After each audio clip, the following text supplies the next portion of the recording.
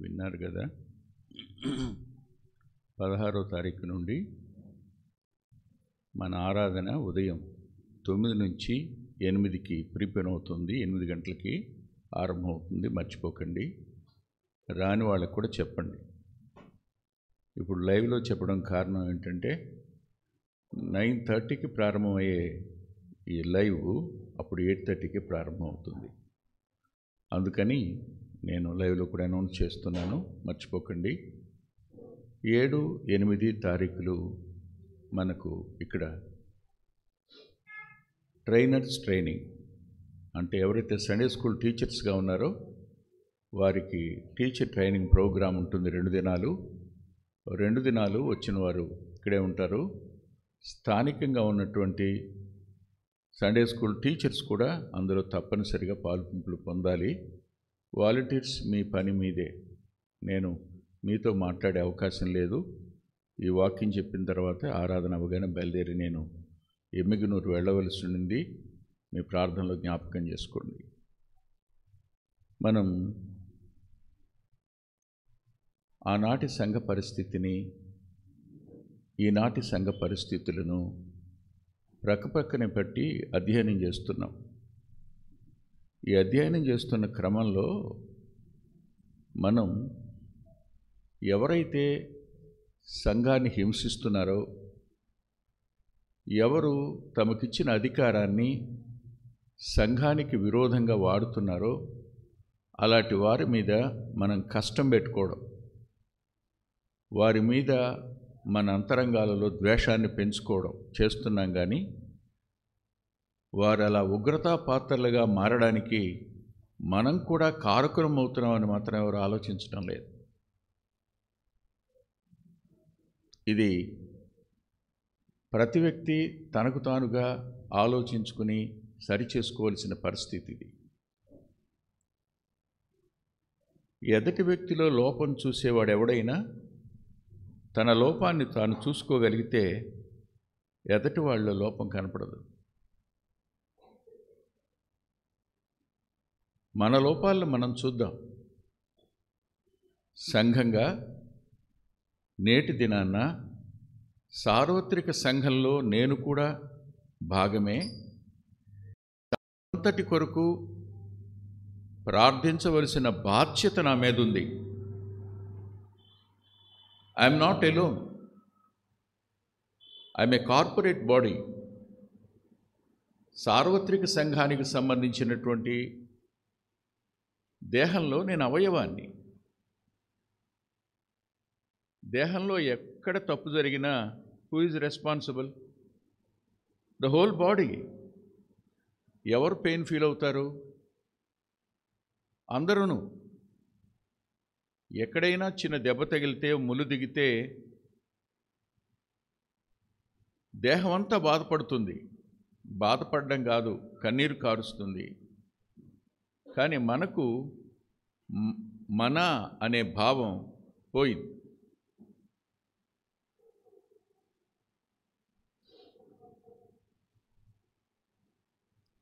Fan తీసేసినప్పుడే హాయిగా ఉన్నట్టుంది ప్రాణం కదా.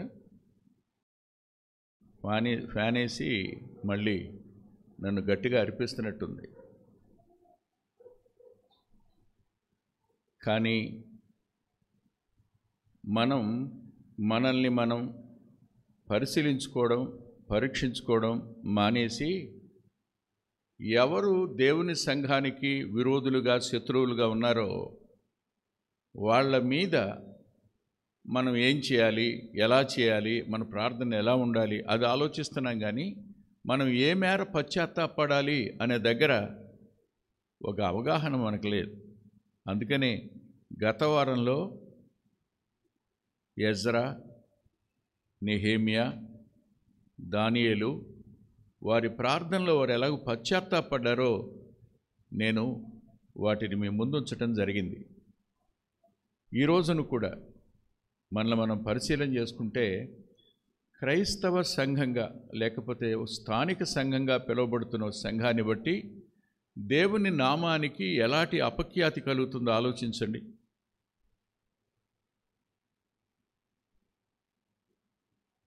దేవుని స్థానంలోనికి ఏమొచ్చేసాయి? వాక్యం యొక్క స్థానంలోనికి ఏమేమి వచ్చాయి? వాక్యం యొక్క స్థానంలోనికి ఆచారాలు వచ్చాయి. వాక్యం యొక్క స్థానంలోనికి ఆడంబరాలు వచ్చాయి. వాక్యం యొక్క స్థానంలోనికి కార్యక్రమాలు వచ్చాయి. వాక్యం యొక్క స్థానంలోనికి భోజనాలు, ఆహ్లాదాలు ఇవన్నీ వచ్చేసినాయి. వాక్యానికి ఇవ్వాల్సిన ప్రాధాన్యత వాక్యానికి ఇవ్వకపోయినప్పుడు దేవుని అంతరంగానికి నొప్పి కలుగుతుందా, సంతోషం కలుగుతుందా? మనం దేవుని నొప్పిస్తున్నామా? దేవుని అంతరంగానికి గాయం కలుగు చేస్తున్నామా? మనలో నివసిస్తున్న పరిశుద్ధాత్మని దుఃఖపరుస్తున్నామా లేదా? ఆలోచించండి ఒకసారి. మన సంఘంలో అది లేదు కదా అన్నయ్య అని మీరు అనొచ్చు. అంటే మేము హోలీ అని మీరు అనుకుంటున్నారు. ఇలాంటివి మనం చేయటం లేదు కదా అనుకుంటున్నారు. పైకి చేయకపోవచ్చు, లోపల లేవని ఎవరు చెప్తారు? మనల్ని మనం లోపలికి పరిశీలించుకుందాం. వాళ్ళకి బయటికి కనపడుతున్నాయి, మనకి బయటికి కనపడటం లేదంతే. Nobody is perfect. చిన్న విషయం వరకు పరిశీలించుకోవడం అనేది అవసరం. ఆలోచించండి. Purification is an act of Holy Spirit. మనం మరింత పవిత్రపరచబడ్డం, పరిశుద్ధపరచబడి పరిశుద్ధాత్మని యొక్క కార్యం. మనం ఆ దిశగా ప్రయాణించటంలా మన దిశ మారింది. మన దిశ ధనం వైపు, స్థానం వైపు, ఆడంబరం వైపు, కార్యక్రమాల వైపు వెళ్ళిపోయింది. సంఘాలు కార్యక్రమాల్లో తలమునకలైపోయాయి, కానీ దేవుణ్ణి మహిమపరచడం దగ్గర మాత్రం మనం చేస్తున్నది ఏమీ లేదు. దేవుణ్ణి మన జీవితంలో చూపించడం దగ్గర మనం అందరం we became dim light, క్షీణించిన వెలుగులాగా అయిపోయామంతే. మసకబారిన దీపాల మాదిరిగా ఉన్నాం తప్ప మన బ్రతుకుల ద్వారా ప్రభువుని ఎక్కడా చూపించటం లేదు. నేను చూపించగలుగుతున్నానని చెప్పగలిగిన వారు ఎవరున్నారు ఇక్కడ? మళ్ళీ మనం పరిశీలన చేసుకుందాం. మనం దానియేలు దగ్గరికి వెళ్ళాం. రాజులతో దేవుడు ఎలా వ్యవహరిస్తాడు, ఉగ్రతా పాత్రలతో దేవుడు వ్యవహరించే తీరు ఎలా ఉంటుంది గత వారం చూశాం. దేవుడు పూనుకుంటే ఆయనకి ఎంత టైం?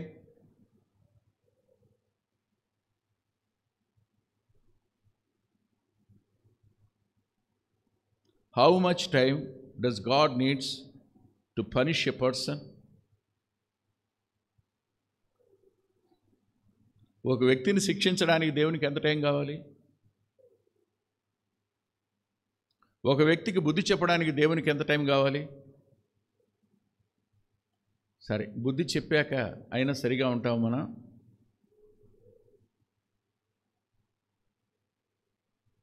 వాళ్ళు మారతారు, రైట్, దేవుడు వాళ్ళలో కార్యం చేస్తాడు. What about our selfs? మన సంగతి ఏమిటి? మనలో మార్పు ఏమైనా వస్తుందా? లేదుగా. రాజు కలత చెందాడు. కల వచ్చింది, కల వచ్చింది పో, వచ్చిన కల మర్చిపోయాడు. కల రావడం, కలవరం మిగిలింది కానీ కల లేదు.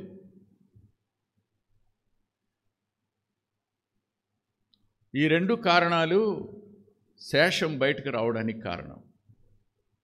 ఈ రెండు కారణాలను బట్టి ప్రపంచానికి నేటికి శేషం యొక్క గొప్పతనాన్ని దేవుడు చూపించడానికి ఇష్టపడి వ్రాయించి పెట్టాడు దానియేలు గ్రంథంలో. శేషంలో మొట్టమొదటిగా కనిపించింది దానియేలు. కనిపించి రాజునకు సమస్తం చెప్పాడు. శేషానికి ఉండే కొన్ని లక్షణాలు గత వారంలో చూసాం మనం. శేషం అద్భుతంగా దేవుని యొక్క జ్ఞానాన్ని, దేవుని యొక్క ఆలోచనను పరిపాలకులకు చెప్పే స్థానంలోకి దేవుడు తీసుకెడతాడు. సందేహం లేదు. ఏదో ఒక దినాన్న అధికారి అయినా ఎవడైనా ఆగిపోవలసిందే. తరువాత అడుగు ఏం చేయాలి అర్థం కాదు, కలవరంలో ఉండిపోతాడు. అలాంటప్పుడు దేశ భవిష్యత్తు కానీ ప్రపంచ భవిష్యత్తు చెప్పడానికి దేవుడు వాడుకునేటువంటి సాధనం దేవుని వాక్యం ఎరిగినటువంటి శేషం మాత్రమే. చెప్పాక రాజుగారు దానియేలు ముందు సాష్టాంగపడ్డాడు. నాకు ఒక మాట కనిపించింది, ఆ మాట నేను మీకు చూపించి నేటి వర్తమానంలోనికి ఎడతాను. చూడండి.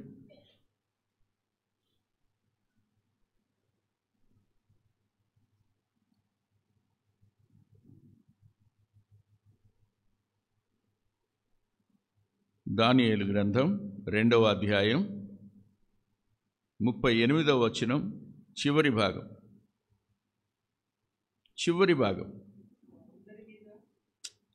భాగం.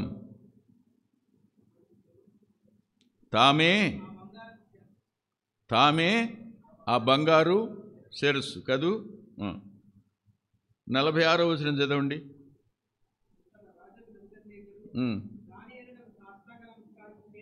ఆగండి. చరిత్రలో బంగారు శిరస్సు ఎవరు?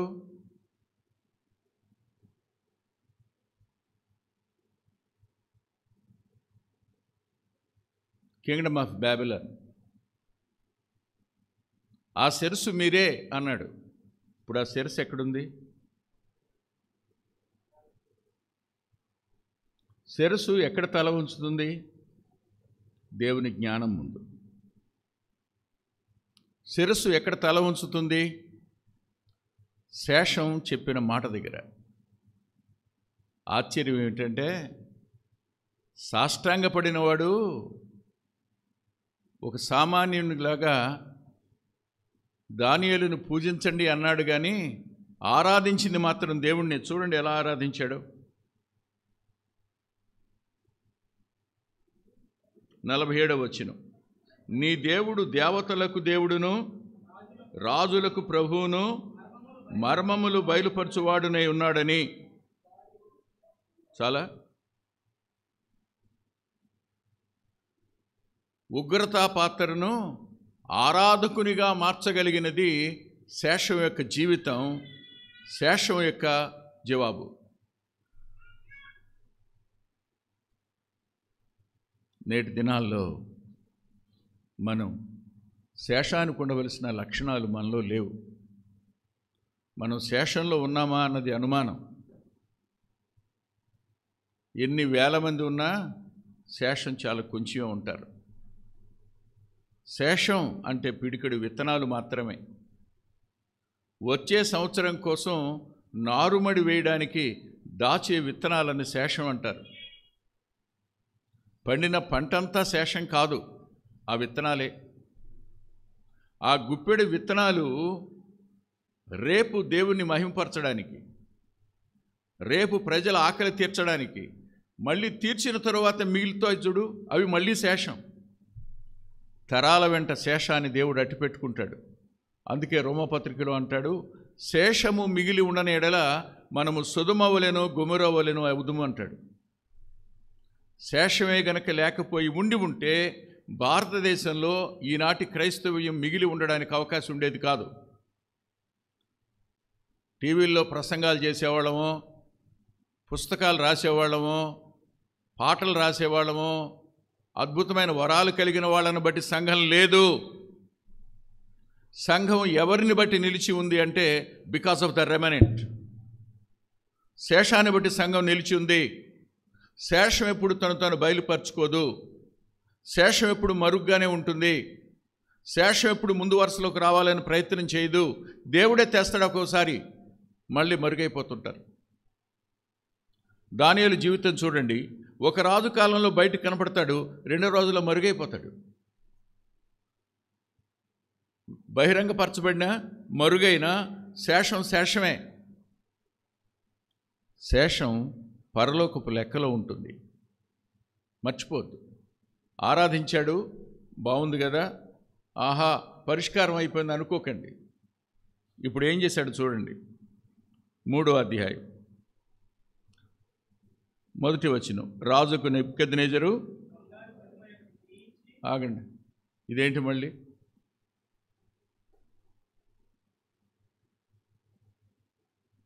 పాఠం వచ్చింది కదా, సమాచారం వచ్చింది కదా, కలవరానికి జవాబు వచ్చింది కదా, మళ్ళీ ఇదెందుకు చేశాడు? లోకం ఎప్పుడు తను తాను హెచ్చించుకుంటూనే ఉంటుంది. అపవాది ఎప్పుడు ఉగ్రతా పాత్రలను దేవుని స్థానంలోనికి తెచ్చే ప్రయత్నం చేస్తూనే ఉంటాడు. మర్చిపోవద్ది మాట.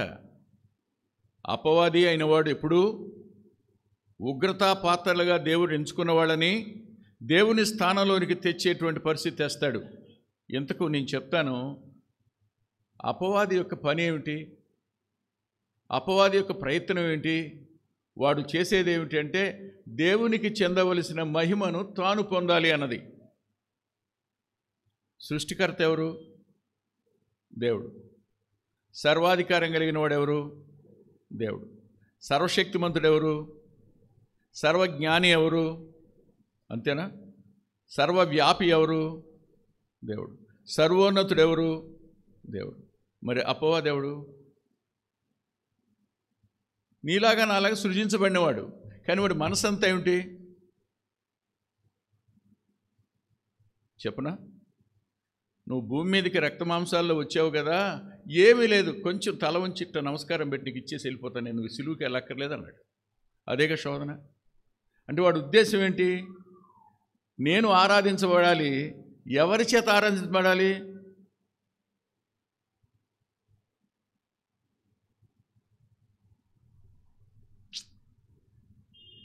జరిగేదే అది.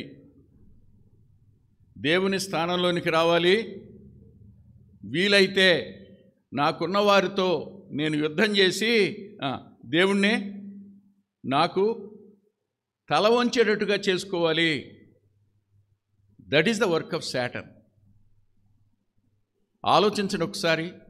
రాజా, ఆ బంగారు శిరస్సు నువ్వే అన్నాడు. ఆ శిరస్సు ఇప్పుడు శేషం పాదాల దగ్గర ఆగింది. దేవుణ్ణి ఆరాధించింది, బాగుంది. కానీ కొద్ది రోజులు అయిన తర్వాత ఏం ఆలోచన వచ్చేటట్టు చేశాడనమాట. అవును, దేవుడు చూస్తే ఎందుకు ఊరుకుంటాడు?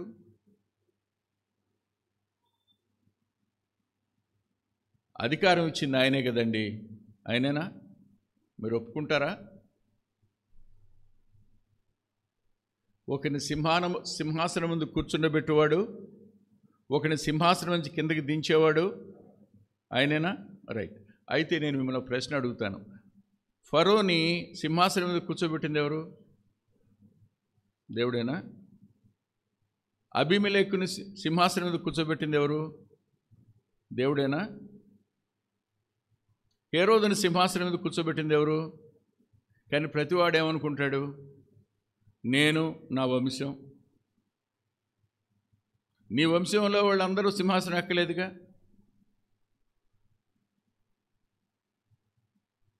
అందుకనే అధికారం దైవాధీనం అనే పదం తెలుగులో ఉంది. అధికారం దైవాధీనం అని. ఒక్క నిమిషం ఆలోచన చేస్తే ఇప్పుడు ఇదే నెబుకద్నెజరు ఇలా అనుకున్నాడు. అసలు ప్రపంచ చరిత్ర ఈ రోజు నుంచి చివరి వరకు చెప్పాడు దానియేలు. ఫస్ట్ ఎవరు? నేను. ఎవరు నేను? బంగారం.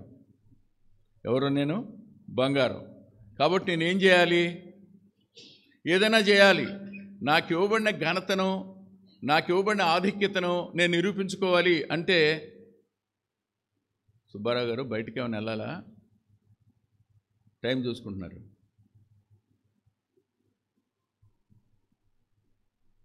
నాకు ఒక బలహీనత ఉంది.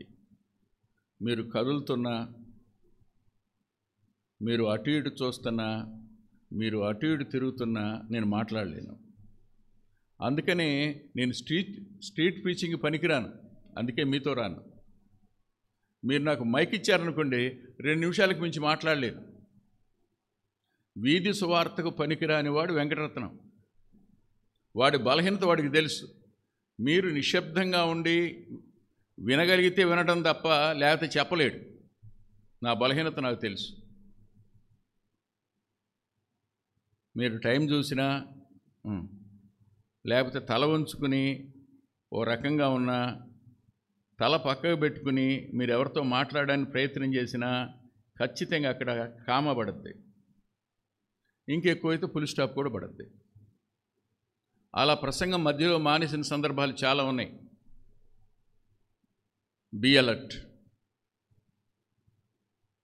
నేనేదో ఆత్మలో నింపబడిపోయి మాట్లాడడంలా, అరకొరగా నింపబడిన అనుభవం, దేవుని కృప బట్టి మాట్లాడుతున్న అనుభవం, నా జ్ఞానాన్ని బట్టి కాదు.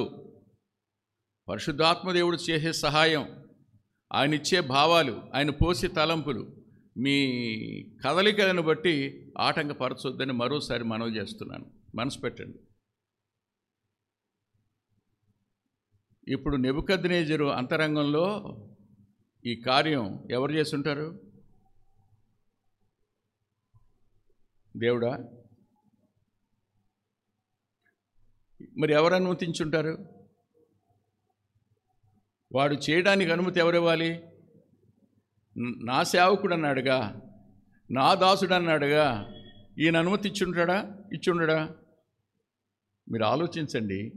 ఫరో మనసును కఠినపరిచిన వాడెవడు? ఆయనేనా? ఎందుకు ఇలా చేస్తాడు ఆయన?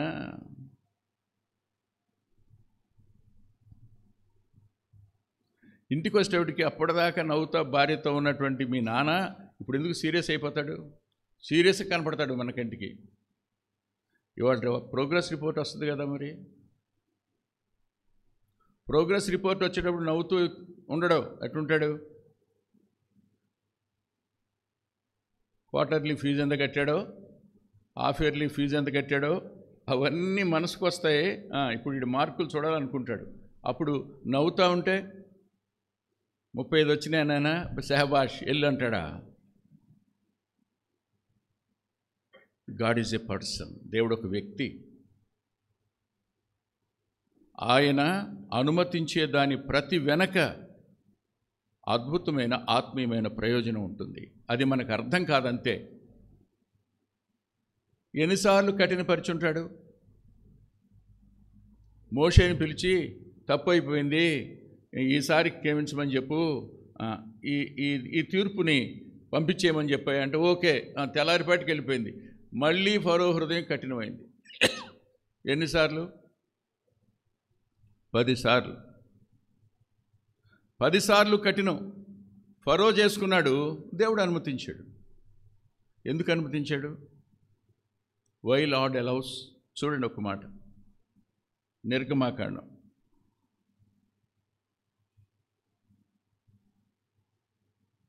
14వ అధ్యాయం 17వ వచనం. The last statement of God about Pharaoh. ఇదిగో నేనే ఐగుప్తీయుల హృదయములను కఠినపరుచుదును, వారు వీరిని తరుముదురు. నేను ఫరో వలనను అతని సమస్త సేనల వలనను అతని రథముల వలనను అతని గుర్రముల వలనను నాకు మహిమ తెచ్చుకొందును. అంతేగా తర్వాత, నేను ఫరో వలనను అతని రథముల వలనను అతని గుర్రపు రౌతులందరి వలనను మహిమ తెచ్చుకున్నప్పుడు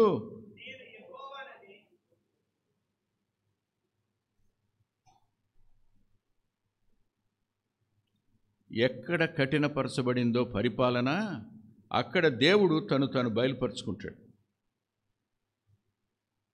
ఎక్కడ కఠినపరచబడిందో పరిపాలన, అక్కడ దేవుడు తాను చేసే తీర్పులను కనపరుస్తాడు. We can see the judgments of God, at the same time we can see the revelation of God also. అక్కడ తీర్పు వస్తుంది, దేవుని మహిమ కూడా కనపడుతుంది స్పష్టంగా. ఇవి మనకు తెలియవు. ఈ కారణం చేత మధ్యలో మనం ఉండి, అయ్యా ఎవరినోహల్ని మనం ఎన్నుకుని వెళ్ళి లోబడిపోదాం పదండి. ఎవరికి? మనం కూడా వెళ్ళిపోయి ఆ పార్టీలో జాయిన్ అయిపోతే తలనొప్పి ఉండదుగా. అంతేగా. కదా. ఇంకా ఆ పార్టీ వాడు ఏదైనా ఆగాలంటే ఏం చేయాలి? ఒకప్పుడు, క్షమించండి చెప్పకూడదు కానీ చెప్తున్నా, ఒక పెద్ద ఆయన రాజకీయ బేతాళ కథలని రాసేవాడు. బేతాళుడు కథలు వేరు, రాజకీయ బేతాళ కథలు వేరు. రాస్తూ రాస్తూ ఒక మాట అన్నాడు. ఇద్దరు స్నేహితులు ఉండేవారు, చదువుకునే దగ్గర నుంచి వాళ్ళిద్దరికి పడదు. క్లాసులో చదువు దగ్గర పోటీ, స్కూల్ గ్రౌండ్లో పోటీ, కాలేజీలో చదువు దగ్గర పోటీ, గ్రౌండ్లో పోటీ, ఎన్నికల్లో పోటీ. ఎప్పుడు ఓడిపోవటం వాడి పని, ఎప్పుడు గెలిచేవాడు కాదు.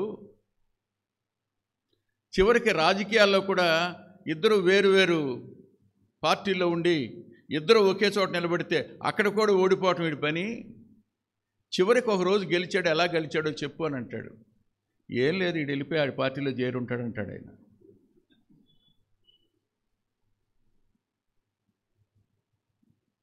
ఎందుకు చేరిపోతారు? టు ప్రొటెక్ట్ అస్. గుర్తుపెట్టుకోండి, శేషం ఎప్పుడు లోకానికి తల వంచదు. శేషం ఎప్పుడు దేవుని కోసం నిలబడే ఉంటుంది. శేషం ఎనడైనా తన ప్రమాణాలను కోల్పోదు. దేవుడికి ఉన్న ఇంకో గొప్ప లక్షణం చెప్పనా నేను? మొత్తం నలుగురు కదరా, ముగ్గురు ఎక్కడున్నారు? బబులోన్లో ఈ రాజు కాలంలో ప్రార్థించింది ఎంతమంది? రాజు నమస్కారం చేసింది ఎవరికి? మరి what of the rest of the three? What about the rest of the three? దేవుడు ఎవరో తెలుసా? మరుగుగా ఉన్న శేషాన్ని కూడా వెలుగులోకి తెచ్చేవాడు.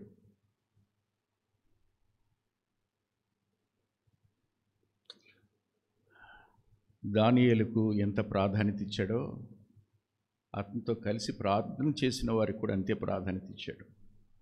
అది ఎప్పుడు బయటకు వస్తుంది? ఫరో ఆలోచన దగ్గర, ఫరో కఠినత్వం దగ్గర, ఫరో తీసుకున్న నిర్ణయం దగ్గర. అంతేగా, ఇప్పుడు నిలబెట్టాడు దురాయి మైదానంలో. ఇక్కడ మన లోపాన్ని నేను మీకు చెప్తాను, మీరు అంగీకరిస్తారో నాకు తెలియదు, కానీ ఇది ఒక చిన్న ఆలోచన మాత్రమే. చూడండి, దానియేలు గ్రంథం 3వ అధ్యాయం 4వ వచనం నుంచి చదువుదాం. అందరం చదువుదాం. 3వ అధ్యాయం 4వ వచనం నుండి. ఇట్లుండగా ఒక దూత చాటించినదేమనగా, జనులారా, దేహస్థులారా, ఆయా భాషలు మాట్లాడు వారలారా, మీకు ఆజ్ఞాపించుచున్నాను. ఏమనగా, బాక, పిల్లను గ్రోవి, పెద్ద వీణే, సింఫోని, వీణే, విపంచిక, సకల విధములకు వాయిద్యములను మీరు వినున్నప్పుడు రాజుకు నెబుకద్నెజరు నిలబెట్టిన బంగారు ప్రతిమెదుట సాగిలపడి నమస్కరించుడి. సాగిలపడి నమస్కరింపని వాడెవడో? ఆగండి, ప్లీజ్ వెయిట్. ఇక్కడ 2 వాయిద్యాలు వాయించేవాడు, నిలబడినవాళ్ళు. వాయిద్యాలు వాయించేవాళ్ళు, నిలబడేవాళ్ళు. వాయిద్యాలు వాయించేవాళ్ళు యూదులు ఉన్నారు, నిలబడేవాళ్ళు కూడా యూదులు ఉన్నారు. యూదులు ఉన్నారని ఎందుకంటున్నానంటే, సకల వాయిద్యాలు ఉన్నాయే అవి బాబిలోనియన్స్వి. ఇప్పుడు చెప్పిన వాయిద్య ఇన్స్ట్రుమెంట్స్ ఉన్నాయే, ఉపకరణాలు, అవన్నీ యూదులవి. ఇవన్నీ ఎవరివి? బాక ఎవరిది? పిల్లన గ్రోవ్ ఎవరిది? పెద్ద వీణ ఎవరిది? సింఫోనీ ఎవరిది? వీణ ఎవరిది? విపంచిక ఎవరిది? జ్యూస్. అంటే ఇప్పుడు వీళ్ళందరూ ఎక్కడున్నారు? మ్యూజిక్ ట్రూప్లో ఉన్నారు.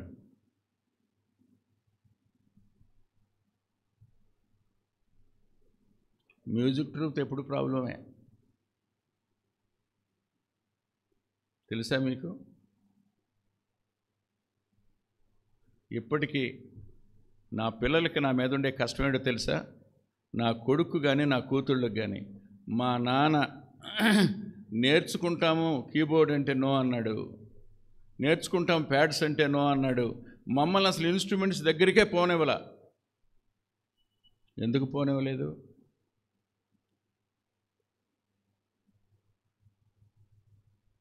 ఇక్కడ నాగరాజు ఎందుకు కనపడ్డావు? అది ఎందుకు అడ్డం? కనపడకుండా ఉండటానికే. ఇదే ఏర్పాటు ఉంటుంది ఎక్కడైనా. పాడేవాళ్ళు కనపడాలి, వాళ్ళకంటే వాయించేవాళ్ళు ఎక్కువ కనపడాలి. వాయిద్యాలు వాయించేవాళ్ళ కళ్ళని ఎక్కడుంటాయి? నేను స్టేజ్ మీదకి మీటింగ్కి వెళ్ళేటప్పటికి వాళ్ళు అక్కడి నుంచి లేచనే వెళ్ళిపోవాలి, లేదంటే బైబిల్ తీసుకుని నా వంకన్నా చూడాలి. అంతేగాని వాళ్ళు ఆడపిల్లల వంక చూసారా అయిపోయారు. అక్కడ కూర్చున్న వాళ్ళందరి మనసులు ఎక్కడుంటాయి? ఆడపిల్లల కళ్ళని ఎక్కడుంటాయి? కాదని చెప్పండి. వాడి రెక్కల కిందట సమస్త వాయిద్యాలు ఉంటాయట. అది దురాకర్షణకు కారణం అవుతుంది. అక్కడ వాడి ఇన్ఫ్లుయెన్స్ చాలా ఎక్కువ ఉంటుంది. ఆ కారణం చేత నా పిల్లల్ని నేను వెళ్ళనివ్వలే. నేను ఎవరిని విమర్శించటంలా, నా అభిప్రాయం నాది. నా పిల్లల్ని పెంచే దగ్గర వీళ్ళందరూ యూదులు కాదా? ఇవన్నీ యూదుల యొక్క వాయిద్య సాధనాలు కావా? వీళ్ళందరూ వాయిస్తున్నారు. అందరూ నమస్కరించారు అంటే ఎవరికి నమస్కరించినట్టు? మాట్లాడండి. యూదులు కూడా ఇప్పుడు నమస్కరించింది ఎవరు? ముగ్గురే. మీకు ఒక ఆలోచన వస్తుంది, మరి వాట్ అబౌట్ డానియల్ అని.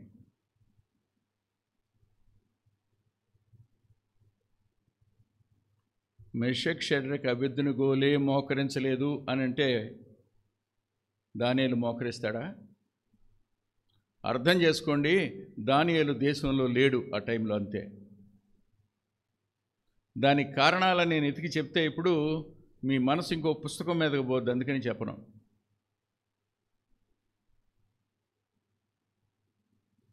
సరిగ్గా అందరూ నమస్కరించారు, వీళ్ళు ముగ్గురే నిలబడ్డారు.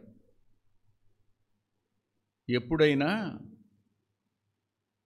ఇతరుల మీద దుమ్మెత్తి పోసేవాళ్ళు ఉంటారు, వాళ్ళ పనే అది. వాళ్ళు నోరు తెరిస్తే ఎదుటి వాడి గురించి చెడు చెప్పడం తప్ప మంచి చెప్పడం రాదు వాళ్ళకి. అందున రాజుని మనుషుల్ని మంచి చేసుకోవాలనే తలంపు ఉన్న వాళ్ళు ఉంటారు. చూడండి 9వ వచనం.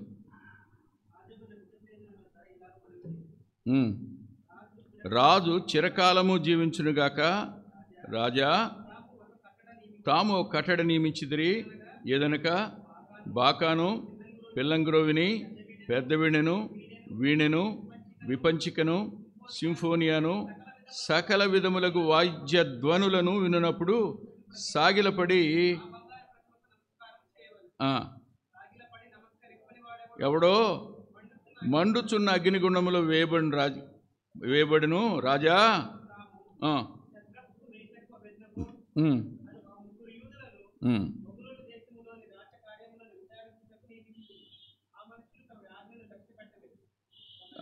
ఆగండి. ఎవరు వీళ్ళు?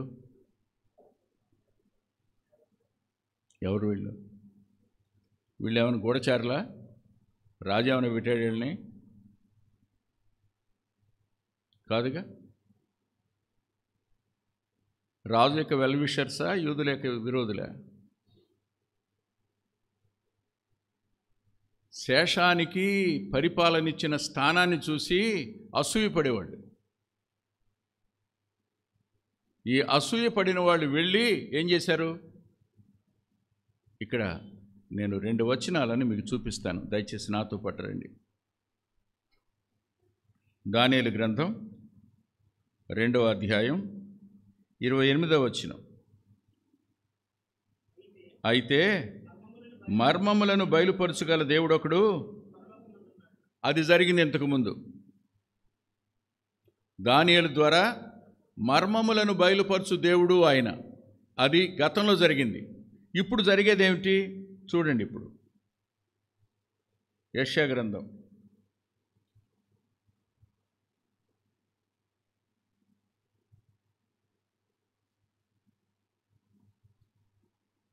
52వ అధ్యాయం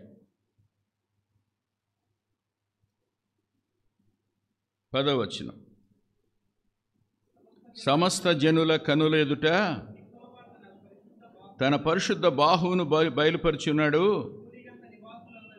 బూదిగంత నివాసులందరూ మన దేవుని రక్షణను చూచెదరు. ఆయన మర్మాలను బయలుపరిచేవాడు కాదు, తన బాహువును కూడా బయలుపరిచే దేవుడు ఆయన.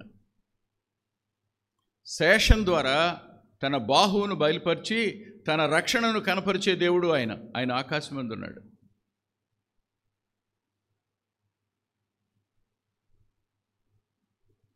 ఇక్కడ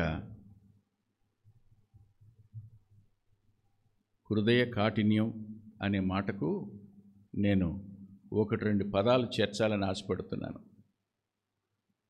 ఎక్కడ వాళ్ళ హృదయం కఠినమవుతూ వస్తుందో అక్కడ దేవుడు మరి శ్రేష్టమైన కార్యాన్ని చేయడానికి సిద్ధంగా ఉంటాడు.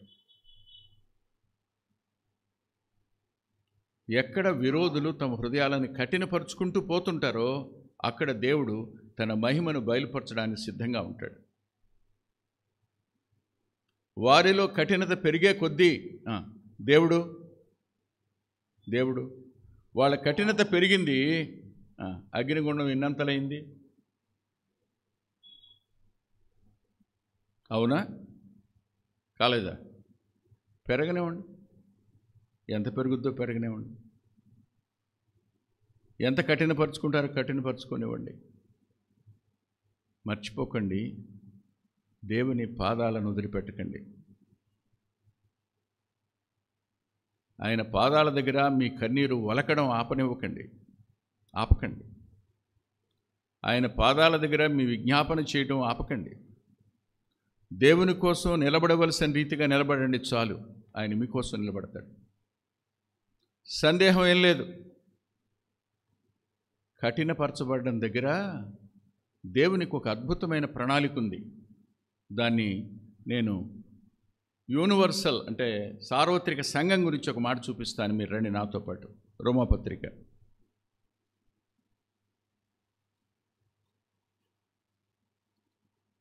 11వ అధ్యాయం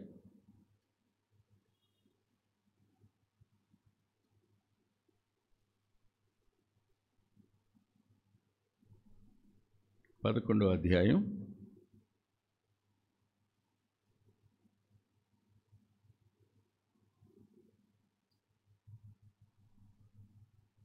22వ వచనం. కాబట్టి దేవుని అనుగ్రహమును కాఠిన్యమును ఆగండి. దేవుని అనుగ్రహం అట్ ద సేమ్ టైం కాఠిన్యం, రెండింటిని డైజెస్ట్ చేసుకోలేము మనం.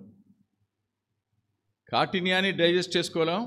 కాఠిన్యం ప్రక్కనే అనుగ్రహం ఉంటే కూడా డైజెస్ట్ చేసుకోలేం, జీర్ణించుకోలేం, అర్థం చేసుకోలేం, స్వీకరించనులేం. చదవండి ఇప్పుడు. అనగా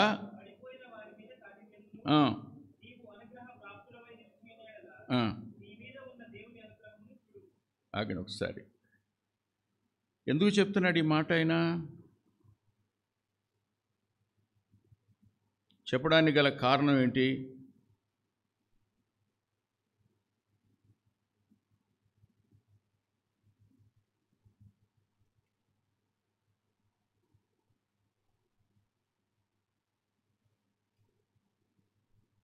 ఇరవై 25వ వచనం.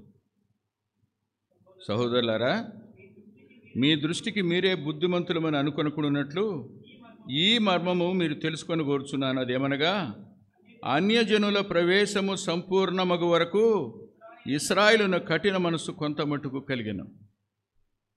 యూదులకు కలిగిన కఠిన మనసు కొంత మనందరి రక్షణకి కారణానికి ద్వారం తెరిచింది. కఠిన మనసు అనుగ్రహానికి కారణమవుతుంది. ఇవాళ వాళ్ళు నిరాకరించారు కాబట్టి సువార్త మన దగ్గరికి వచ్చింది. అన్యజనుల యొక్క సంఖ్య పూర్తయింది. అప్పుడు వాళ్ళ కఠిన మనసు, వాళ్ళ ముఖం మీద ఉన్న ముసుగు తీసివేయబడుతుంది. They can understand Jesus. ప్రభు ఎవరు అప్పుడు అర్థమవుతుంది వాళ్ళకి. కఠిన మనసు కలగడం వెనుక ఆత్మల రక్షణ అనే దేవుని సంకల్పం ఉంది. మనకు ప్రస్తుతానికి అర్థం కాదు. ఈ మధ్యకాలంలో ఓ సంఘటన జరిగినప్పుడు ఓ తమ్ముడు ఇలా అన్నాడు, మీరేం ఫీల్ అవ్వకండి అన్నయ్య, అతని టైం దగ్గరికి వచ్చింది. దేనికి? రక్షించబడడానికి దగ్గరికి వచ్చింది అతని టైం. మీరేం ఫీల్ అవ్వద్దు. నిష్కారణంగా, నిర్హేతుకంగా ఎలాంటి మాటలు అంటే I never heard, I never faced, అలాంటి పరిస్థితి గుండా ప్రయాణం చేయవలసి వచ్చింది. ఇప్పుడు కిందకు వచ్చాక తమ్ముడు అన్నాడు, అన్న టైం దగ్గరికి వచ్చిందన్న కదా. హృదయం కఠినమైంది. తర్వాత ఏమవుద్ది చెప్పండి, ఏమవుద్ది? గిలగిలాడిపోరా? సత్యం తెలిస్తే గిలగలైపోరా? ఖచ్చితంగా ఆ సత్యం ఏ వ్యక్తినైనా స్వతంత్రంగా చేస్తుంది. భ్రమలో ఉన్నవాడు కఠినపరుచుకుంటాడు, అబద్ధాన్ని నమ్మినవాడు కఠినపరుచుకుంటాడు, కానీ సత్యాన్ని నమ్మినవాడు మౌనంగా ఉంటాడు, దేవునికి అప్పగించుకుంటాడు. చేతకాకనా వెంకటరత్నానికి మాటలు రావనుకుంటున్నారా మీరేంటి? మా నాన్న సంస్కృతంలో పండితుడని చెప్పాను కదా మీకు. పండితుడి కొడుకు పరమశుంఠ అవుతాడా? ఎంత సామెతున్నా ఎంతో కొంత నాకు కూడా వచ్చి ఉంటాయి అయ్యి. నేను వాటిని స్వీకరించలేదంతే. మాట్లాడడం చేతగా కాదు, మాట్లాడగలను. మాట్లాడితే ఎదటివాడికి మళ్ళీ మాట్లాడలేడు, నాకు తెలిసే సంగతి, కానీ మాట్లాడను. దేవుడే జవాబు చెప్పాలని. కఠిన హృదయం ఎవరికి కలిగిందో, అనుగ్రహము కఠినత రెండు ప్రక్కపక్కనే ఉన్నాయి. యూదుల కాఠిన్యం కొంతవరకు ఉంటే తద్వారా సువార్తకు ద్వారాలు మనకు తెరుచుకున్నాయి. ఎక్కడ పరిపాలకులు తమ హృదయాలను కఠినపరుచుకుంటారో అక్కడ ద్వారాలు తెరుచుకుంటాయని మర్చిపోకండి.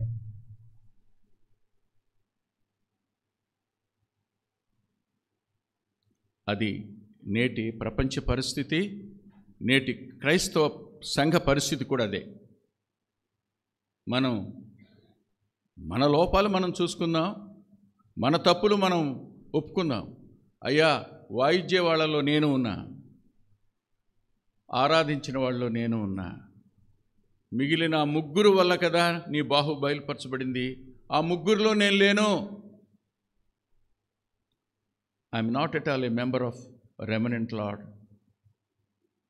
ఓ సామాన్యమైన క్రైస్తవుడిగా మాత్రం నేను మిగిలిపోయా. లోపం లేనివాడిని అనుకుంటున్నా, కానీ శేషానికి ఉండే లక్షణాలు ఏమీ నాకు లేవు. రక్షించబడానంతవరకే. I'm not at all a part of remnant. నేను శేషంలో భాగాన్ని కాను. ఈ కారణం చేత నా ద్వారా నీ మహిమ బయలుపరచబడడంలా, నా ద్వారా నీ బాహు బయలుపరచబడడం లేదు. నేనే కారణం. I myself is the reason. I may not blame anybody lord. నేను ఎవరిని కూడా నిందించలేను, నేనే కారణం. ఇది మనకు మనం. రెండవదిగా, మేము కారణం ప్రభువా. వంగిన వాళ్ళందరిలో నేను ఉన్నాను, వాయించిన వాళ్ళలో నేను ఉన్నాను. మేమే కారణం ప్రభువా. మేము. రిపెంటెన్స్ అనేది not only personal but also, చెప్పండి, ఇట్ ఈస్ కలెక్టివ్.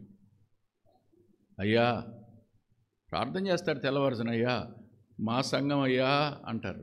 ఎంతమంది ఉన్నారు అందులో చెప్పండి? మా సేవకులయ్యా ఎంతమంది ఉన్నారు?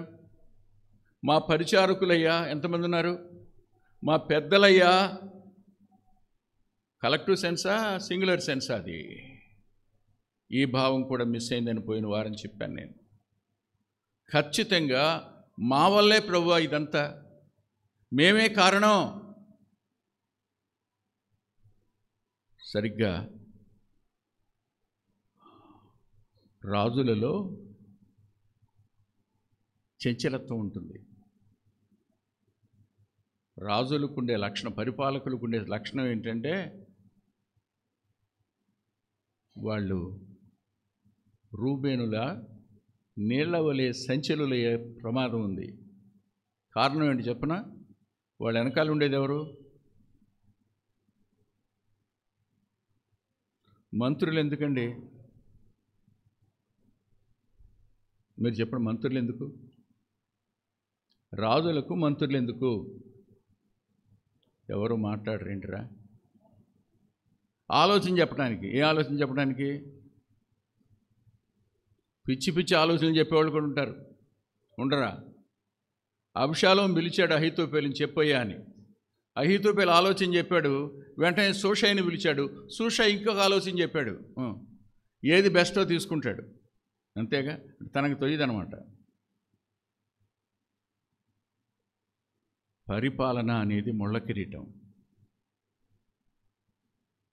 నాయకత్వం ఎంత ప్రమాదకరమైందో మీకు తెలీదు.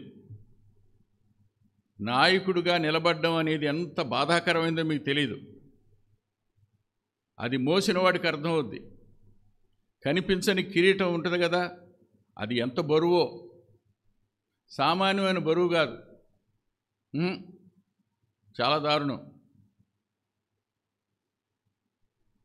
ఉయ్యూరు ఆరాధనకి వెళ్ళి బస్ స్టాండ్ నుంచి ఇటు తిరుగుతాం పామర వైపుకి. తిరిగేటప్పుడు ఫస్ట్ బ్రహ్మాండమైనటువంటి నిమ్మకాయ సోడా చేస్తారు. బ్రహ్మాండమైన నిమ్మకాయ సోడా మామూలు కాదు. ఉయ్యూరు వెళ్తే తాగండి, వాళ్ళు అడ్వర్టైజ్మెంట్ కాదు, బాగుంటుందని చెప్తున్నా. తీరా ఆ రోజు డ్రైవ్ చేస్తున్న ఆయన, అన్న ఇక్కడ చాలామంది ఉన్నారు, కొంచెం ముందుకెళ్దాం అన్నాడు. ముందుకెళ్ళాడు, కారు పెట్టాడు, సోడా దాటకి వెళ్ళాడు. ఇటు తిరిగి చూస్తే బార్ అది. ఇప్పుడు నా కారు ఎక్కడుంది? సోడా షాప్ ముందు లేదు, ఎక్కడుంది? బారు ముందు ఉంది. ఇప్పుడు నేనేం చేయాలి? దిగన్న వెళ్ళిపోవాలి, ఆయన కేకలన్నా వేయాలి. ఎంత టైం పడుద్ది?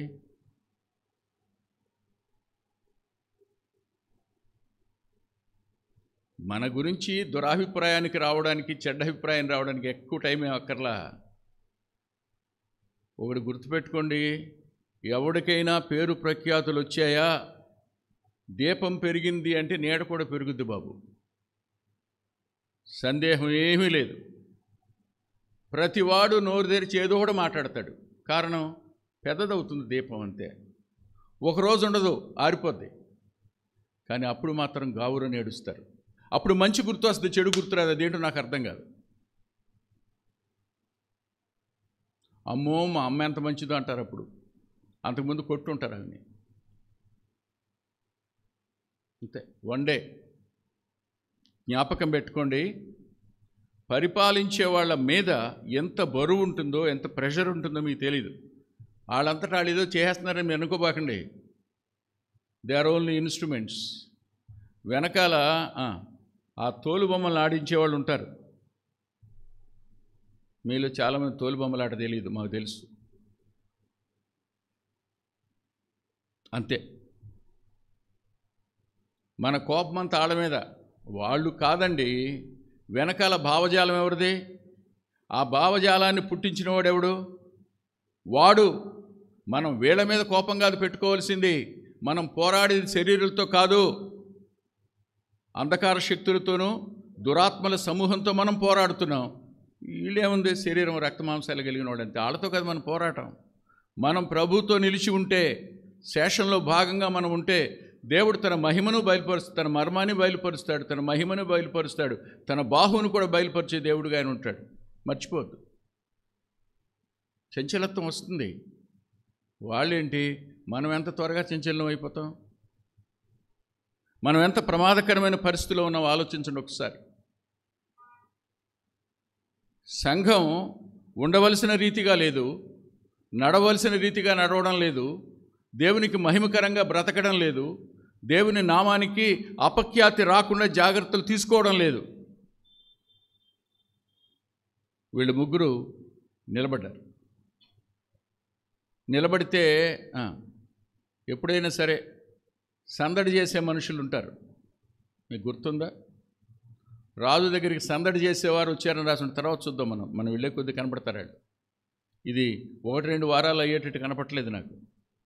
ఈ సందడి చేసేవాళ్ళు వెళ్ళి, రాజా ఏమనుకుంటున్నావు, అసలు నీకెంత అవమానం, ఆ బంగారు శిరస్సు నువ్వు కదా, ఆ ప్రతిమను పెట్టింది నువ్వు కదా, అసలు నీ ఆజ్ఞ కదా, ముగ్గురయ్యా, నువ్వు వాళ్ళని తీసుకెళ్ళేమో గవర్నర్లుగా పెట్టావు, అధిపతులుగా పెట్టావు, వాళ్ళ ముగ్గురు మాత్రం నిలబడి ఉన్నారు రాజా. అందరూ సాష్టాంగపడ్డారు, యూదులు మొత్తం, ఆ ముగ్గురు నిలబడ్డారు. రాజుగారికి ఎలా ఉంటుంది? దానియేలు మీద కూడా కోపం వచ్చి ఉంటుందిగా. వీళ్ళ ముగ్గురికి అపాయింట్మెంట్ ఇప్పించింది ఎవరు? మీరే ఎవడో మంచోడని తీసుకెళ్ళి ఉద్యోగంలో పెడతారు. ఆడేదో చేయరాని పని చేస్తాడు, తిట్టేది ఎవరు? పెట్టి నిన్ను నన్నేగా, తిట్టరా? నెబుకద్నెజరు కోపం ఇప్పుడు మేషక్ షడ్రక్ అబేద్నెగోల మీద మండటం కాదు, దానియేలు మీద కూడా మండుద్ది. దానియేలు లేడుగా. కోపం పెరిగిందంట, కఠినత పెరిగిందంట. ఇప్పుడు చూడండి,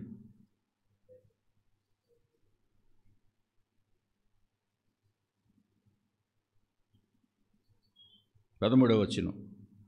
అందుకు నెబుకద్నెజరు రెండు కలిస్తే ఇంకెంత ప్రమాదం.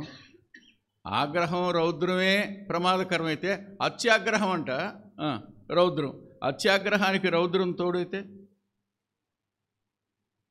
అందుకని సామెతల గ్రంథకర్త అంటాడు, రాజు కోపం మరణదూత అంట. పరిపాలించేవాడు కోపం తెప్పించబాకండి, తప్పించుకోండి. అందుకని సామెత ఉందిగా, పరులను ఒప్పించక తానవ్వక తప్పించుకు తిరుగువాడు. ఎంత అద్భుతమైన జ్ఞానం చెప్పాడు. శేషం ఎప్పుడు తప్పించుకు తిరగదు, నిలబడద్ది.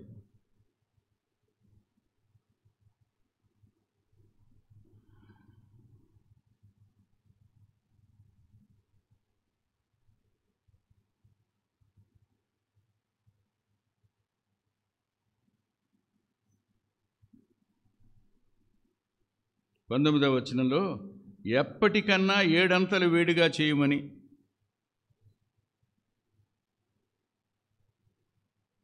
ఎప్పటికన్నా ఇప్పుడు వేస్తేనే చేస్తాడు, అట్ట కాదు. ఇప్పుడు కోపం, అత్యాగ్రహం, రౌద్రం 7 అంతలు చేసింది. దేన్ని?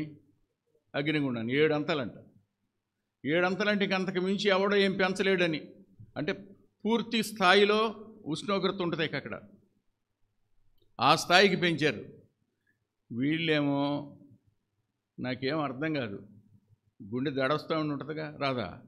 మనుషులు కాదండి. అరే అగ్నిగుండం పెరుగుతూ ఉంటే దగ్గరికి వెళ్ళిన వాళ్ళే శాస్తంటే కదా, మనుషులు కదా, సామాన్యులు కదా వీళ్ళు.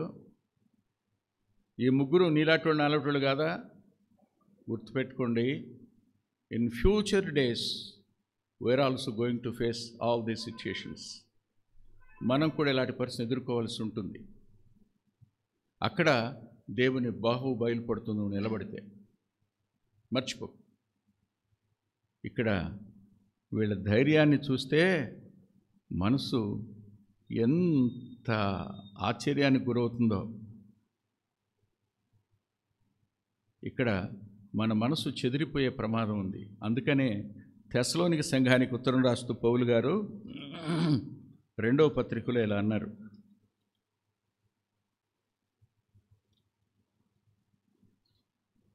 రెండవ పత్రిక 2వ అధ్యాయం 2వ వచనం, 2:2 గుర్తుపెట్టుకోండి, 2:2. మీరు త్వరపడి చంచల మనస్కులు కాకుండా వల్లని. ఏంటంట? ఆయనకి అత్యాగ్రహం రాని, రౌద్రం రాని, నీలో ఈ 2 ఉండాలి. ఏముండాలి చెప్పండి? త్వరపడి సంచల మనస్కులు కావద్దు, బెదరొద్దు. ఇవి రెండు నీవైతే అత్యాగ్రహమైన రౌద్రమైన చల్లారద్ది. ఈ రెండు మనకు ఉండాలి. ఇవి మనకెక్కడున్నాయి? ప్రభు కోసం నష్టపోవడానికి సిద్ధంగా ఎంతమంది ఉన్నామేంటి ఇక్కడ? ప్రభు కోసం బాధను అనుభవించడానికి ఎంతమంది సిద్ధంగా ఉన్నాం ఇక్కడ? క్రైస్తవ్యం అంటే కలిసి వస్తుందనే బోధలో ఉన్నాం. క్రైస్తవ్యం అంటే అసలు కష్టాలేమీ రావు అనుకునే బోధలో ఉన్నాం. క్రైస్తవ్యం అంటే ఆకాశం నుంచి వాకిలి విప్పి విస్తారమైన పటజాలనంత ఇచ్చేస్తాడు అనే దాంట్లో ఉన్నాం మనం. ఇస్తాడు ఆయన, ఇవ్వలేని వాడు కాడు. కానీ ఇవ్వడు. కారణం, రక్షణకర్తనే శ్రమల గుండా తీసుకుని వెళ్ళినప్పుడు నిన్ను కూడా శ్రమల గుండా తీసుకుని వెళ్ళి పరిపూర్ణంగా చేయడం అనేది ఆయన సంకల్పం. అదే కదా హెబ్రీ పత్రిక 2వ అధ్యాయం. దాని గురించి నేను తీసుకెడతాడు ఆయన. తీసుకుని వెళ్ళాలి. వెళ్ళకపోతే కుదరదు. నేను ఎక్కడ ప్యూరిఫై అవుతా? అగ్ని కొలుములోనేగా. అగ్ని కొలుము వంటి పరిస్థితుల మధ్యనే కదా నేను శుభ్రపడేది. నా మానసిక ప్రపంచం శుభ్రపడేది, నా ఆత్మీయ జీవితం శుభ్రపడేది, నా కుటుంబ జీవితం శుభ్రపడేది. నేను మలినాలలోంచి బయటకు రావడం కోసం దేవుడు అనుమతించే ప్రతి దానికి ఆయనకి తల వంచి కృతజ్ఞత చెల్లించాలంతే. We should not question God. We should not doubt God. ఎప్పుడు దేవుని మీద సందేహం రానివ్వకండి. దేవుని ప్రశ్నించకండి, సణక్కండి. If Lord allows. అందుకని బక్సింగ్ అన్న ఒక మాట అన్నాడు, మర్చిపోను. అయ్యా, శ్రమ రావాలని ప్రార్థన చేయొద్దు, శ్రమలు కావాలని ప్రార్థన చేయబాకండి. ఎందుకయ్యా అంటే వాడేమో ఆకాశం నుంచి యుద్ధం చేస్తాడు, మనం భూమి మీద పతాతి దళం. మనం పతాతి దళం అంటే రథాలు కాదు, గుర్రాలు కాదు, రౌతులం. మనం కాళ్ళ మీద ఉండి యుద్ధం చేసేవాడు. వాడు ఆకాశంలో యుద్ధం చేస్తాడు. నువ్వు కావాలని కోరుకోవటం ఎందుకు? కోరుకోవద్దు, అలా అడగొద్దు ఆయన్ని. కానీ ఆయన ఇచ్చాడా వద్దనొద్దు. శ్రమను దేవుడే ఇచ్చాడా వద్దనొద్దు, కానీ కావాలని అడగొద్దు. Balanced thought. We must be in balanced Christianity. రెండు వైపులా కూడా పర్వర్టెడ్ క్రిస్టియన్ థింకర్స్ ఉన్నారు. బ్యాలెన్స్డ్ థియాలజీ దగ్గరికి మనం రావాలి. సమతౌల్యమైన భావం దగ్గరికి, సమతౌల్యమైన ఆత్మీయ జీవితం దగ్గరికి మనం రావాలి. ఆలోచించండి ఒకసారి. దేవుడు అనుమతించాడా? Right, he wants to purify me. దేవుడే దానికి ఎస్ అన్నాడా? రైట్, నేను ఇంకా పవిత్రం కనపడతాను కదా. గుర్తుందా యోబు గ్రంథం 23వ అధ్యాయం? శోధించబడిన మీదట, రేపు జరిగేది అది, రేపు జరగబోయేది అది, రేపు దేవుని నామం కనపరచబడిపోతుంది ఖచ్చితం. ఒకవేళ నేను బ్రతికుండగా చూడలేదు, చచ్చిన తర్వాతనే చూస్తా ఖచ్చితంగా, అనుమానం లేదు. నిత్యత్వానికి వెళ్ళిన తర్వాతనైనా కూడా కదా. మోషే అడిగాడు, అయ్యా వాగ్దాన భూమిలో అడుగు పెట్టక అవకాశం అని. నో, ఆ ఊసెత్తబాక అన్నాడు. అబ్బా, ఎంత డిసప్పాయింట్మెంటో. కానీ మనిద్దరం కలిసి వెళ్దాంలే అన్నాడుగా. నేనుండగా నువ్వు వద్దు కానీ అక్కడికి, నేను లేకుండా కాదు కదా. నేను శరీరధారిగా వచ్చినప్పుడు శరీరంతో నువ్వు కూడా అక్కడికి వద్దు కానీ. ఆయన మన దేవుడు.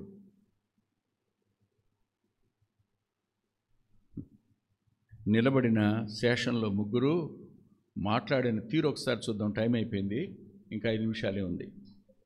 దానియేలు గ్రంథం 3వ అధ్యాయం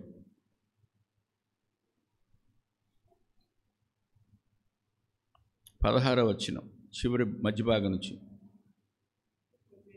ఏంటంట? ఏమండి, ఏంటది? మీలో ఎవరైనా వచ్చి వెంకటరత్నం అంటే వెంకటరత్నానికి ఒళ్ళు మండిపోద్ది. మండదో? ఎవరు పిలుస్తారా నన్ను ఇక్కడ వెంకటరత్నం అని?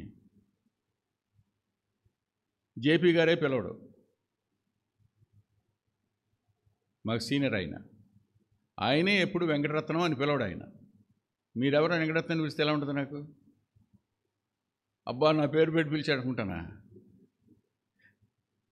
నాకే బిలో డిగ్నిటీ అయితే రాజుకి ఎక్కడున్నాం మేము? ఎవరి స్థానంలో ఉన్నాం మేము? Church is in the place of Christ in the world.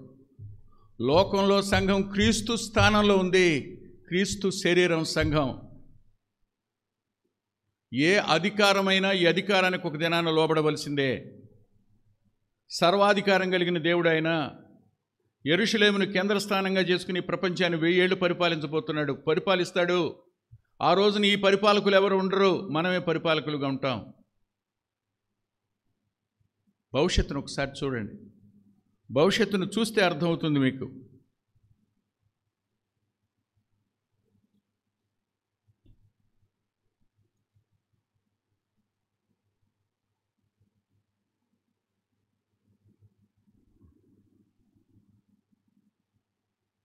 Philippi పత్రిక 2వ అధ్యాయం 9-10 వచనాలు. That is the future of this world tomorrow. అందుచేతను పరలోకముందున్న వారిలో కానీ, భూమి మీద ఉన్నవారిలో కానీ, భూమి క్రింద ఉన్నవారిలో కానీ ప్రతి వాని మోకాలు యేసు నామమున వంగునట్లును, ప్రతి వాని నాలుకయు తండ్రి అయిన దేవుని మహిమార్థమై యేసు క్రీస్తు ప్రభు అని ఒప్పుకొనున్నట్లును దేవుడు ఆయనను అత్యధికంగా హెచ్చించి ప్రతి నామమునకు పైనామమును ఆయనకు అనుగ్రహించెను. నేను పిలాతు చచ్చిపోయి ఉంటాడుగా, హేరోదు చచ్చిపోయి ఉంటాడుగా. చచ్చిపోయిన తర్వాత ఎక్కడికి వెళ్ళి ఉంటారు? ఎక్కడికి వెళ్ళి ఉంటారు? మీరే ఊహించండి. సింహాసనం మీద ఎవరిని చూసుంటారు? ఏమైపోయి ఉంటారు? సింహాసనాసీనుడైన ప్రభువుని చూసినప్పుడు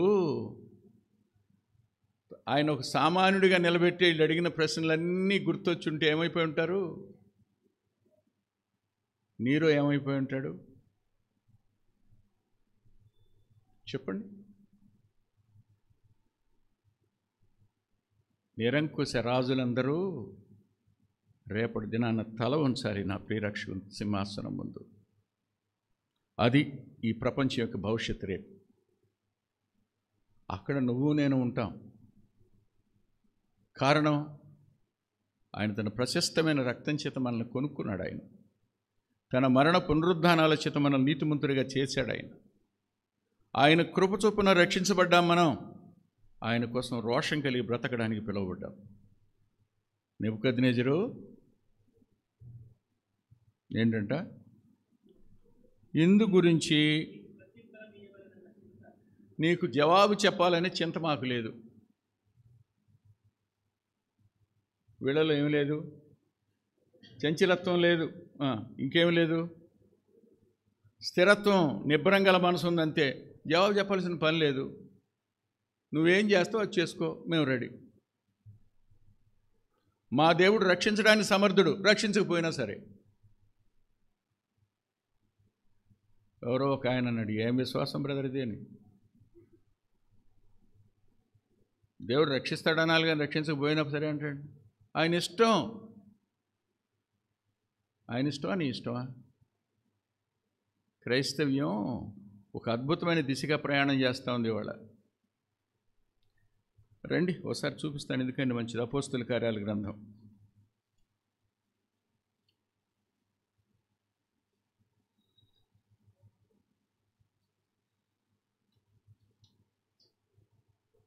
12వ అధ్యాయం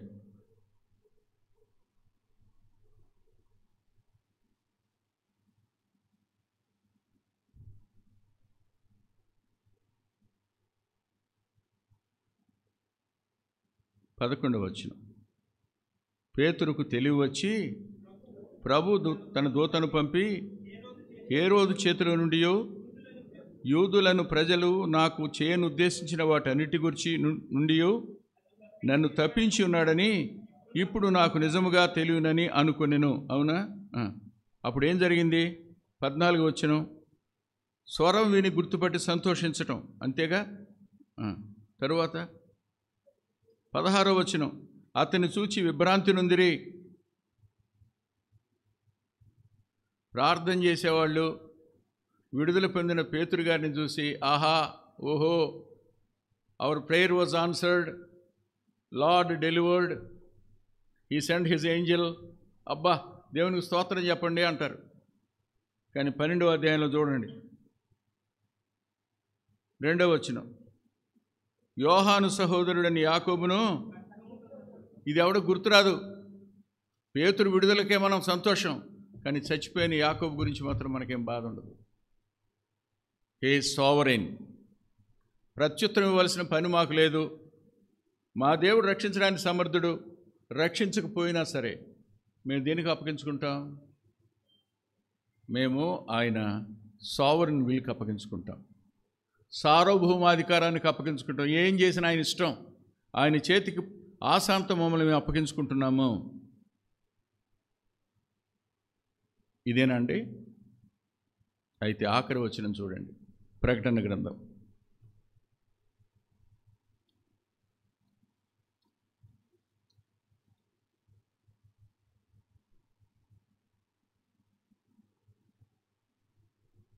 17వ అధ్యాయం 14వ వచనం, 13, 14. వీరు ఏకాభిప్రాయం గలవారై తమ బలమును అధికారమును ఆ మృగమునకు అప్పగింతురు. వీరు గొర్రెపిల్లతో యుద్ధము చేతురు గాని గొర్రెపిల్ల ప్రభువులకు ప్రభువును రాజులకు రాజునై ఉన్నందున తనతో కూడిన ఉండిన వారు పిలువబడిన వారై ఏర్పరచబడిన వారై నమ్మకమైన వారైనందున ఆయన ఆ రాజులను ఈవెన్ టుడే, రేపు జరగబోతుంది, ఇది ఇవాళ కూడా జరిగించడానికి సమర్థుడు. ఒకవేళ అప్పగించాడా, సిద్ధంగా ఉండండి. విడుదలకైనా శ్రమకైనా సిద్ధపడదాం. శ్రమ కావాలని కోరుకోవటంలా, ఒకవేళ దేవుడు అనుమతిస్తే రక్షించడానికి సమర్థుడు. రక్షించకపోయినా సరే అన్నాడు. రైట్, తీసుకెళ్ళి వేశారుగా, విసిరేశారా? రాస్తాడు, విసిరినోళ్ళు తెచ్చారంట, విసరబడిన వాళ్ళు బతుకున్నారంట. పాపం ఈ శవాలను తీసుకుని బయటకు లాగిన తర్వాత రాజు చూస్తే 3 లేరు, 4 ఉన్నారంట అక్కడ. ఏం బయలుపరుచుకున్నాడు? యెహోవా బాహువు కురచకాలేదని బయలుపరుచుకున్నాడు.